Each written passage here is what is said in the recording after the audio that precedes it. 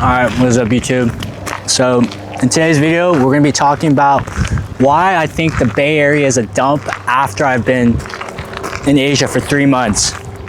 And to specify, where I am living in the Bay Area is the Peninsula, which is a very desirable neighborhood to be in. They have nice suburban neighborhoods. There's a lot of great companies out here.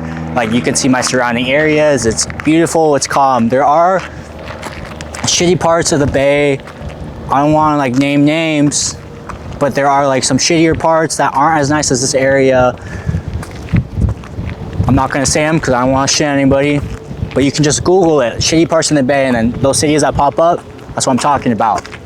And I think after being in Asia, it just comes down to value. The value of, for example, like the main things you would want when you're living somewhere are housing. If you want to buy a pretty mid house in the Bay Area and it's built in the 1980s, it's outdated, you're going to be paying $1 million for the cheapest shithole. And if you want a nicer shithole, it's going to be 1.5. And then if you want an even better outdated house, it's going to be $2 million. And that's to be in like a pretty good neighborhood. And then if you want a better shithole, it'll probably be like 3 million. So I think the value is just outrageous, but that just shows you how important location is, because these houses are so expensive because the tech opportunity here is big here. There's a lot of great companies out here, Facebook, Google, Nvidia, and they pay a lot of high salaries. So this allows people to pay for these homes in the Bay Area. But if I contrast that to Asia, you're buying a $1 or $2 million spot, you already know it's going to be pretty nice. It's going to be pretty modern. It's going to be pretty up to date. You're not going to have to do many renovations. You know it's going to be in a good location, and the value is just unmatched. And then when I think about living somewhere as well, is the food. Food is a big part of any culture you're in, and the pricing as well as the quality.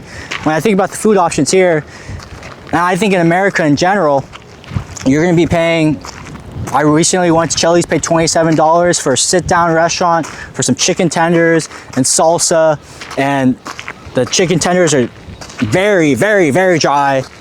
But people like to go to Chili's because it's good value. So that's like considered like a cheaper meal in the States. Some American casual dining food, you get to sit down. But if you're paying $27 in Asia, I guess it depends if you want to compare it to a casual dining spot.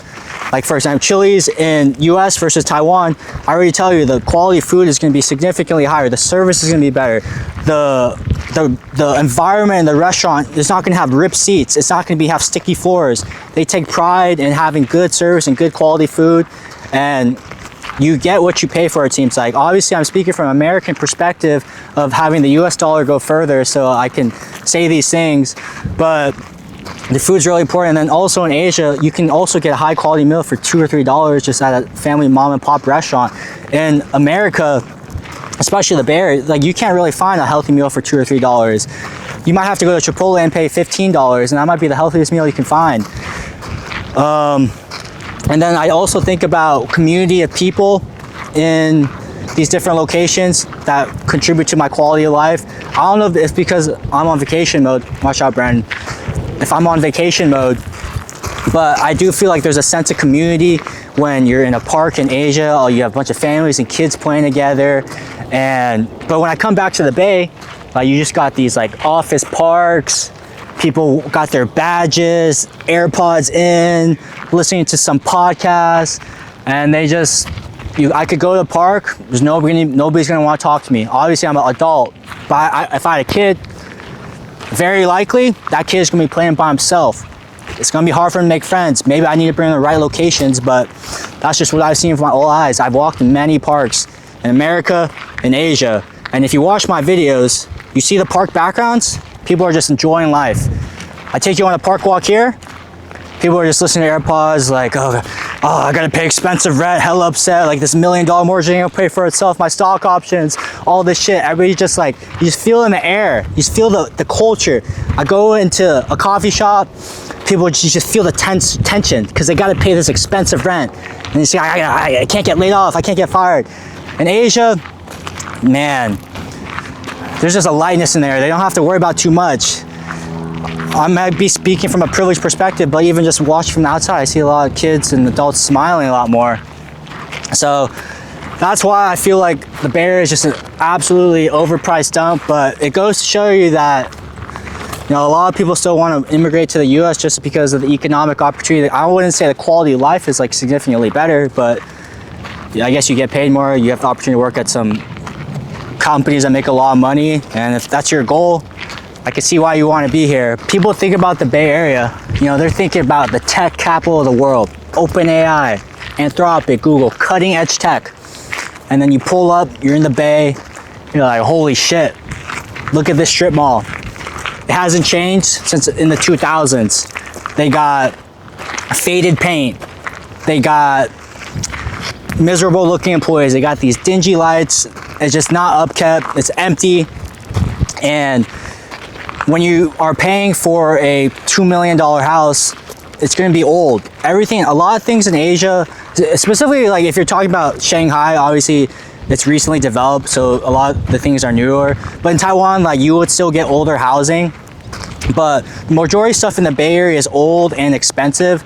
So it just kind of ruins the vibe for me, because if I'm going to drop like $2 million in house, yo, I want that shit modern. I want like the sharp edges, the dull colors, modern furnishings. You can get that in other parts of the country in the US, but in the Bay Area, a lot of new housing, it's really hard to build new houses.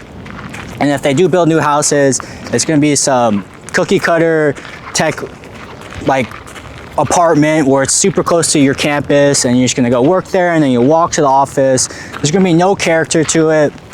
It's just going to be like the typical software engineer apartment. Like, here, you got a nice spot to put your mattress in and have your desk in, and that's it.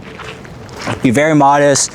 And when you go to a 7-Eleven in Asia, you could get a high quality meal for relatively cheap, and you definitely will not get food poisoning.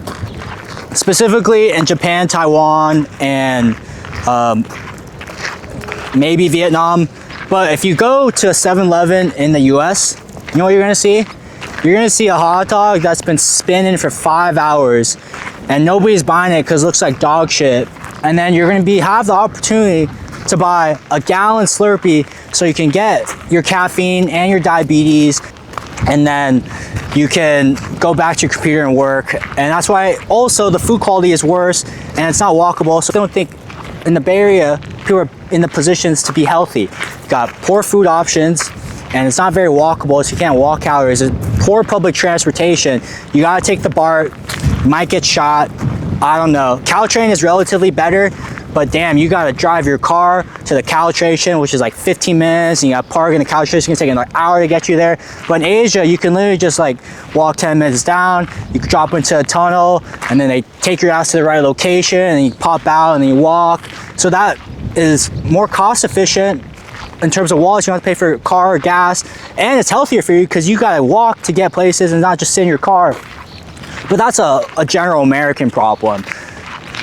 Going back to the Bay Area, if you've never been to the Bay Area, you're gonna expect this is like a high-tech city like Shibuya, Tokyo, and then you come here and then you got some like dingy office park, and you got some nice glass buildings, and you just got a bunch of shitty apartments around it, and maybe you got some nice ones that have been remodeled.